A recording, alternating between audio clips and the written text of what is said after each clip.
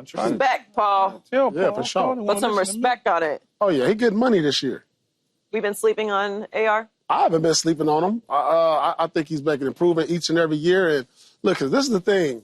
When your stars are out the game, this is an opportunity. And I like seeing him play the way he's playing because when LeBron's not out there, okay, everybody moves up on the depth chart. Now he goes from the number 3 option to the number 2. And I used to love that when I first came into the league because I came in as a number 3 option on our team. And then when somebody went down, Antoine or Mercer at the time, I was rookie, I was like, okay, it's my time to step up. And this is the beauty about this is it gives them confidence. So now when LeBron comes back, he doesn't have to worry about being in a shooting slump. He's confident out there, and it's only going to make the team better when these guys are playing like this without their star on the court. I'm happy. I called him one of our big 3. Paul laughed at me. But no, you're not a big 3 unless you're an all-star.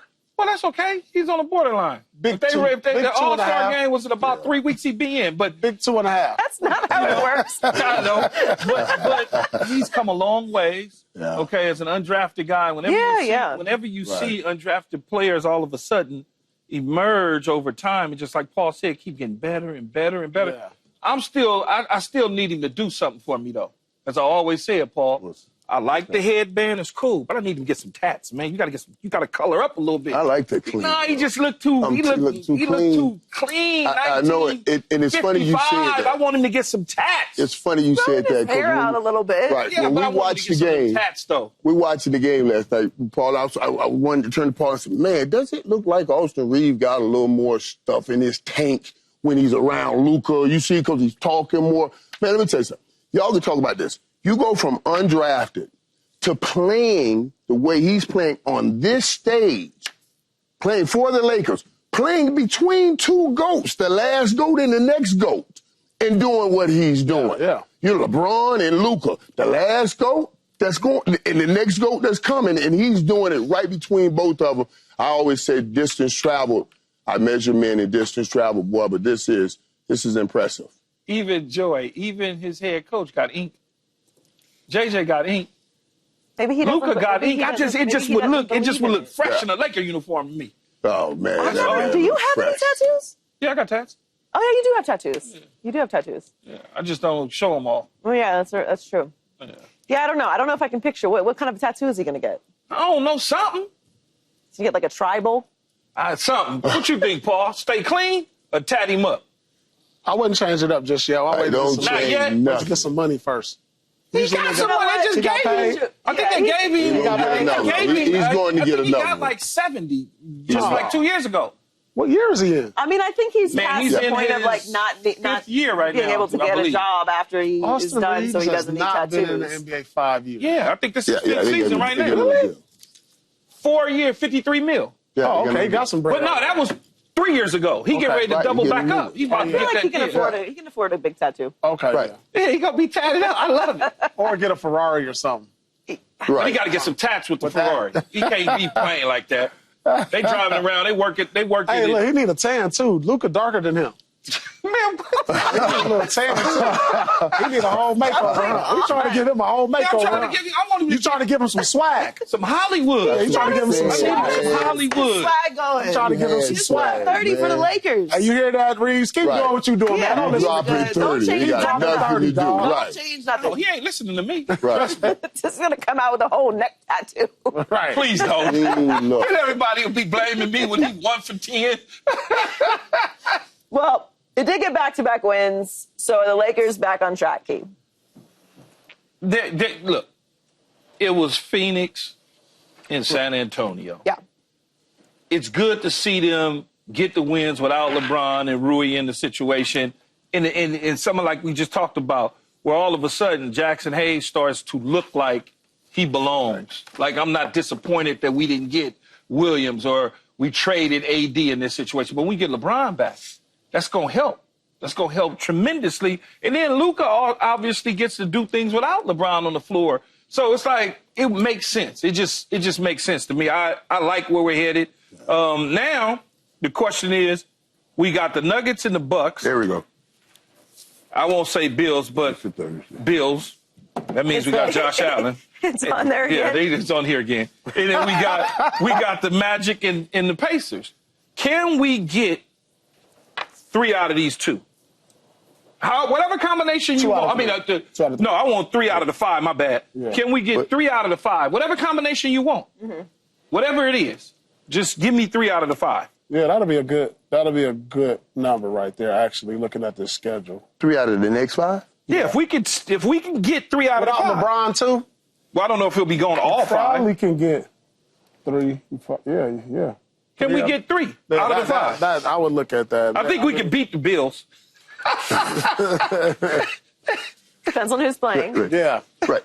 But they've beaten the teams that they're supposed to be win against, even without LeBron, and that's the important part. Now, these Wednesday and Thursday, when you're going against Denver and Milwaukee, you'll get a chance to see, okay, can we at least try to get a split in these 2 games? If you can get a split, you'll be okay when you look at the schedule going forward. After that, can you possibly somebody raise up and win a game in these 2 games, Wednesday and Thursday? Then, yeah, you can say we're on. How about Luka raise up and get a win against one of these premier teams? Have one of those games, him and AR, the guy we just talked about, step out and have one of these games. They're getting healthier. Win one of these games. Right. Beating the teams they're supposed to beat. But I'm with you. And that's kind of confidence to give you. That's the kind of game. Those are games to give you confidence going forward. Right. Right there. Yeah, I like 3 out of 2, but I would like for one of those wins. I'm with Michael to come against Denver or Milwaukee. Right. Mm-hmm. Right. That's what we need.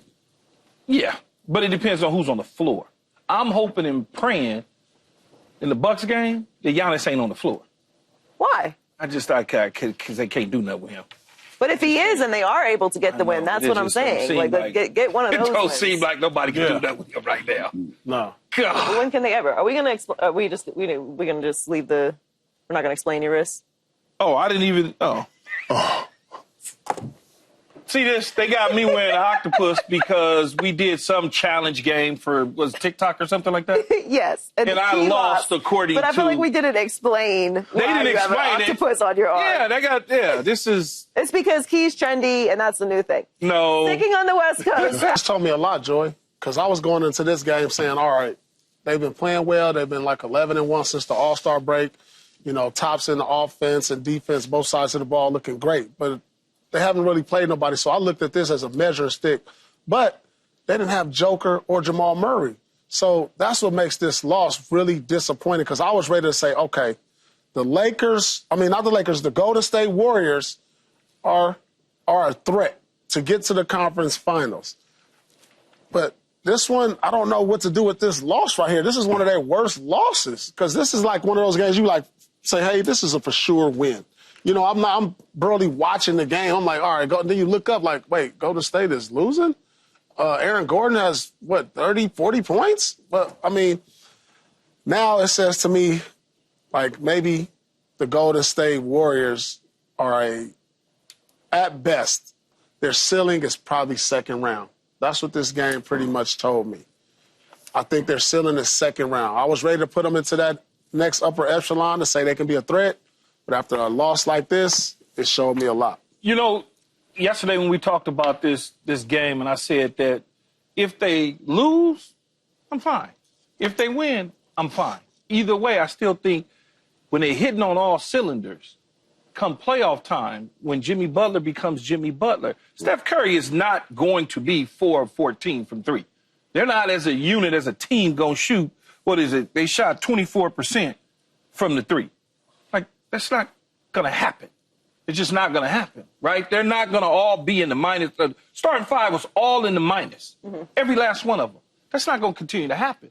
So I'm not and I know Joker didn't play, and I know Murray didn't play, but I don't think when you look at the other teams that they're going to go up against, outside the Lakers in Denver, I don't think there's anybody that would scare them. I don't think OKC scares them.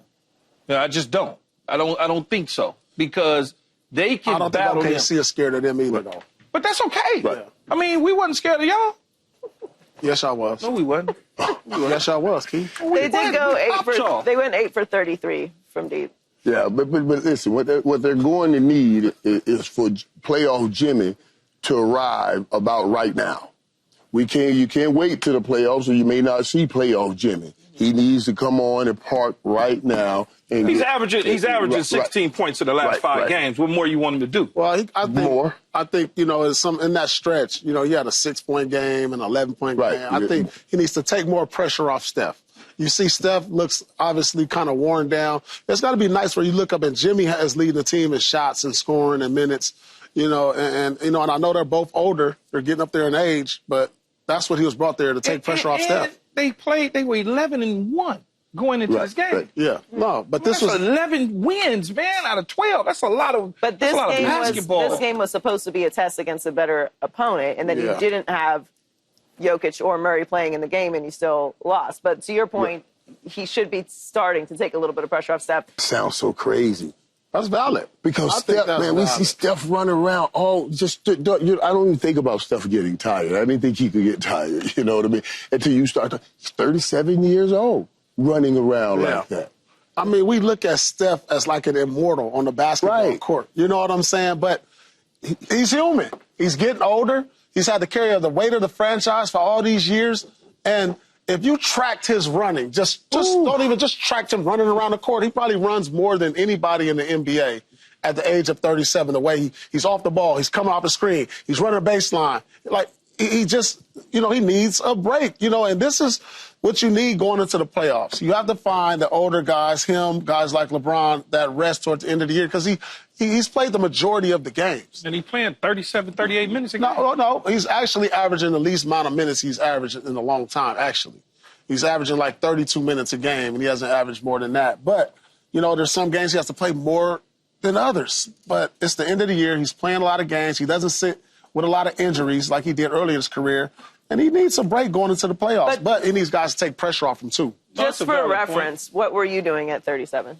At 37, I was putting tennis shoes on, getting out the bed just to go to the bathroom because my plantar fasciitis was so bad. I couldn't even walk barefoot. I'm telling you. And that's when he was with Brooklyn. So imagine when he got to the Clippers. I couldn't walk to the bathroom without putting tennis shoes on next to my bed because my plantar fasciitis was so bad. Alone running around like he's running around. Right. No, he's running around on both ends, too, because they're trying to put him in bad situations on defense, so he got to chase. So is this a valid excuse for Steph? No, I think it is. I don't even look at it as an excuse, but it's valid. I mean, Steve Kerr's there. Like Paul said, if they tracking his miles or minutes or whatever it is that he's running around and doing, I'm sure they looking at it and saying, you know what, his legs are starting to get tired. I mean, his age alone. You want him ready to go for the playoffs. Yeah, it's just like LeBron. We watched LeBron over the last couple playoff trips get to the fourth quarter. It was like, this ain't the same LeBron. Right. And then when legs go now, that three-point shot just it's not the same. Mm-hmm. It's not the same. And it's hard to see. But I thought even Steph now with Jimmy Butler, and that's why I said I want to see more playoff Jimmy. It's time for Jimmy to just take over, run, drive, kick that thing off. Let Steph sit in the corner and just drop that basket. Got to step up. Jimmy, Kuminga, they got pieces. Right. Subscribe here to get the latest from Speak and go watch a few segments from our other shows on FS1.